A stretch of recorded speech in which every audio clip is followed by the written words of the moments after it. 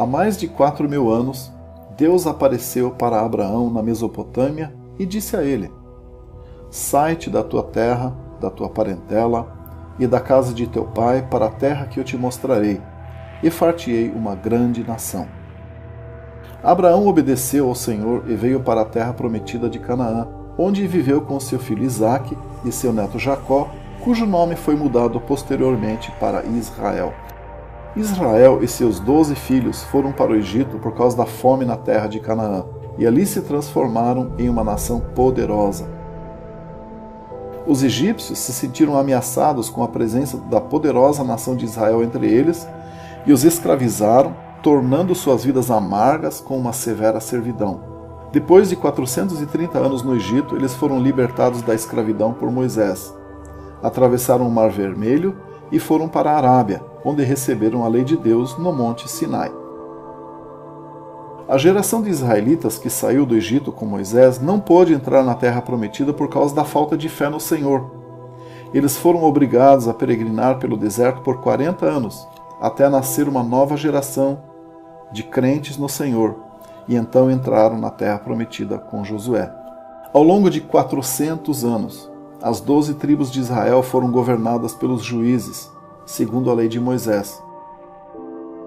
Quando desejaram um rei, como todas as outras nações, Deus indicou Saul, que reinou sobre eles durante 40 anos, seguido pelo rei Davi, que também reinou por 40 anos, e pelo filho de Davi, Salomão, que reinou outros 40 anos. No reinado de Salomão, o reino de Israel foi o mais glorioso e o primeiro templo foi erguido. Mas como o coração de Salomão se afastou de Deus em sua velhice, Deus lhe disse que 10 tribos não seriam governadas por seu filho. Após a morte de Salomão, o reino de Israel foi dividido e as 10 tribos do norte foram governadas por uma série de reis perversos que não descendiam de Davi e Salomão. Este reino do norte manteve o nome de Israel, e em algum momento a cidade de Samaria tornou-se a capital. O reino do sul, que era menor, ficou conhecido como Judá, com a capital Jerusalém, e foi governado pelos descendentes de Davi. A partir do segundo livro dos Reis, capítulo 16, o povo do reino do sul ficou conhecido como os judeus, para identificar o reino de Judá.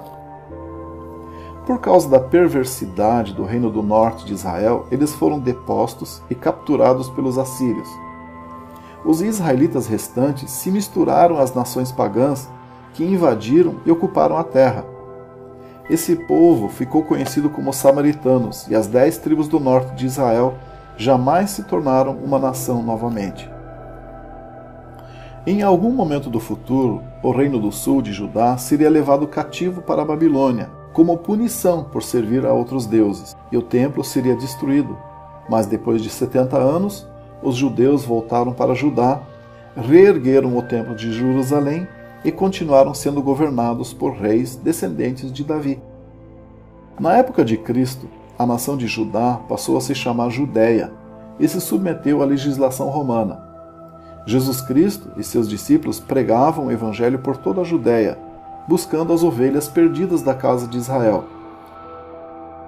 Após 3 anos e meio de ministério, os judeus rejeitaram Jesus como seu Messias e convenceram o governador de Roma a crucificá-lo.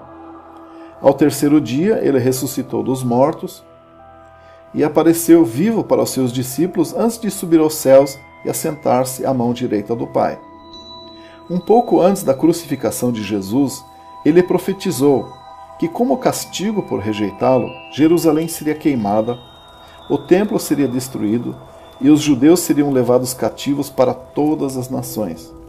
Essa profecia se cumpriu no ano 70 depois de Cristo, quando o imperador romano Tito conquistou Jerusalém.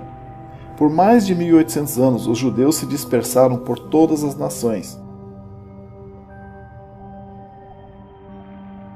Então, em 1948, o impossível aconteceu. O Estado de Israel foi fundado e mais uma vez os judeus tomaram posse da terra prometida. Muitos cristãos proclamam o ocorrido como um milagre e uma bênção de Deus. Mas isso foi realmente uma bênção do Senhor? Ou forças mais tenebrosas estavam agindo? Este filme traz a resposta.